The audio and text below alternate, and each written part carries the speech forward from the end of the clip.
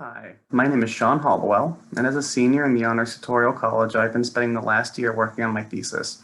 So today I'm here to talk to you about my research examining patterns of social vulnerability to hazard and wildland-urban interface in the United States. There are going to be two concepts that are central to my work that are important to understand today. First of which is wildland-urban interface. To put it simply, the wildland-urban interface refers to places where houses or other parts of human development exist in or near vegetated areas. There are going to be two distinct types of wildland-urban interface: interface and intermix. Interface wildland-urban interface means that we have houses or other forms of human development that are directly adjacent to natural areas, whereas intermix means that the houses or human structures are interspersed throughout the vegetated areas, creating less of a discrete boundary between the two. Now, we talk about wildland-urban interface when discussing wildfire risk and wildfire management because it's well understood that wildland-urban interface areas are at a much greater risk of burning, as fires can start in the natural areas and spread easily to the human structures. Lastly, it's important to note that wildland-urban interface has grown significantly in the United States since 1990. We have a lot of people who are moving out of cities, and we have cities that are expanding, meaning that we have much more human development which is in close contact with natural areas. We also need to understand social vulnerability.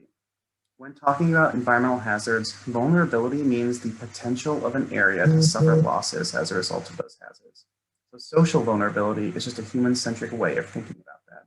It's a combination of socioeconomic, demographic, and geographic characteristics that affect a community's potential to suffer losses from environmental hazards. The data I've used in my project comes from the SOVI index, and it is a combination of 29 socioeconomic variables. So each county in the United States has a score that we can compare to the other counties to find out who and where might be more vulnerable to environmental hazards. By using this social vulnerability data and the wildland-urban interface data, I created my own index to identify where this relationship is strong throughout the United States.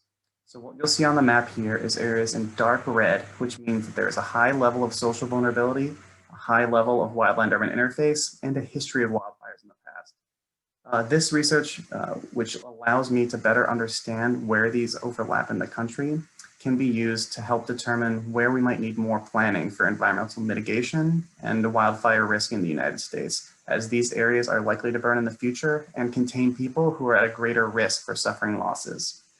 Thank you so much for your time today. My name is Sean Hollowell.